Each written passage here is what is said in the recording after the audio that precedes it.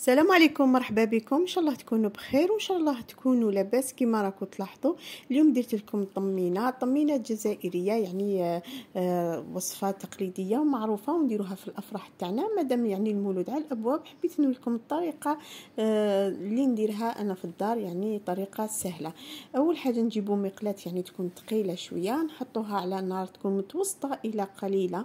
نجيبوا هنا الشيشه اللي راح نحطوها، تشيشه تاع الطمينه ما تكونش يعني تشيشه خشينه بزاف كيما تاع المقروط وكيما تاع القلب اللوز، يعني تشيشه تكون من نوع يعني متوسط، رايحه حتى تكون شويه رقيقه. ونحكموها يعني حتى الكميه تكون قليله في المقله باش تتحمر لك يعني مليح. نجيبوا الكسرونه تاعنا نحطوا فيها كاس تاع عسل كما راكي تلاحظي، نزيدوا عليها كاس تاع الزبده يعني تكون دايبه وتكون بارده شويه، نحطوها فوق هذاك العسل. ومن بعد نشعلوا عليها النار تكون يعني كما نقولوا قليله، نستناو هذاك العسل غير يدفى برك. هذا ما كان يعني ما نسخنوهاش، غير تدفى برك يدفى هذاك العسل. نخلطوها مليح مع الزبده ونقعدوا نحركوا بالفوي، يعني تقدري حتى تستعملي بغا ميكسور راح يجيك يعني مليح. الهدف من هذه العمليه هي يعني الزبده والعسل يتجانسوا مليح مع بعض، باش من بعد كي نحطوا الشيشه ونحطوا يعني التيشيرت تاعنا ما تقعدش من بعد هذيك الزبده كما نقولوا يعني تطفو من الفوق. يعني لازم ما تصفيش كما نقولوا حنايا الزبده تاعنا من الفوق.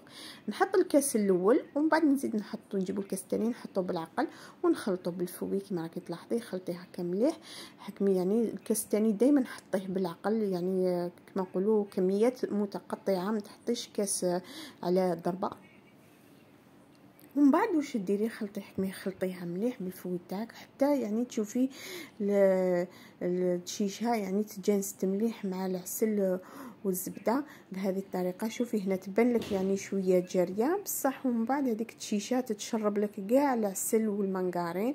راكي تشوفيها لك تبان يعني هنايا شغل جاريه بصح، ومن بعد تعاود كما قلت لك تعاود تتشرب كاع هذيك العسل والمنقارين. نخلوها نغطوها يعني بالطبسي هكذايا ونخلوها تريح حوالي 10 دقائق برك. ومن بعد نجيبو الطبسي راح نحطو فيه الطمينه تاعنا كما راكي تشوفين، نحكموها نسقموها مليح بالملعقه الخشبيه يعني. ومن بعد تولي للتزيين، التزيين هنا اختياري، كل وحده وتزينها كما تعرف ولا كما تقدر.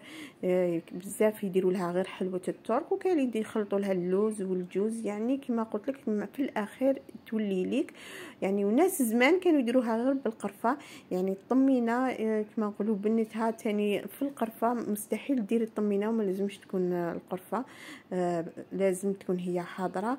يعني الماده الاساسيه في التزيين تاع الطمينه هي القرفه، وراح تعطي لها بنه هايله. وبعد نبدا نحط لها يعني شويه لوز، وكل وحده كما قلت لكم كل وحده والذوق تاعها في التزيين. يعني الطمينه تاعنا الجزائريه تتزين يعني بواحد الطرق رائعه. راح تشوفي يعني كي تدخلي تشوفي اشكال والوان من الطمينه، يعني راح تعجبك. تشوفي وحده تعجبك وحده اخرى. هذه هي الطمينه الجزائريه تاعنا.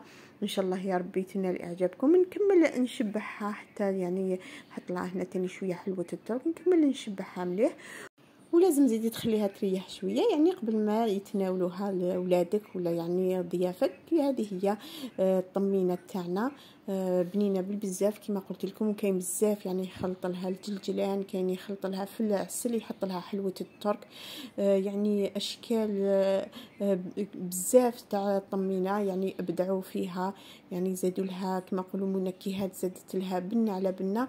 انا اليوم درتها لكم كما تاع زمان، يعني ما فيها حتى حاجه، يعني ما فيها حتى اضافات. يعني اللي عجبتها هذه الوصفه تاع الطمينه تاعي ما عليها غير انها تجربها في هذا المولود.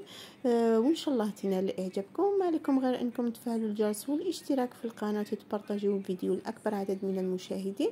وبالصحه والهنا، والسلام عليكم ورحمه الله تعالى وبركاته في وصفات اخرى ان شاء الله.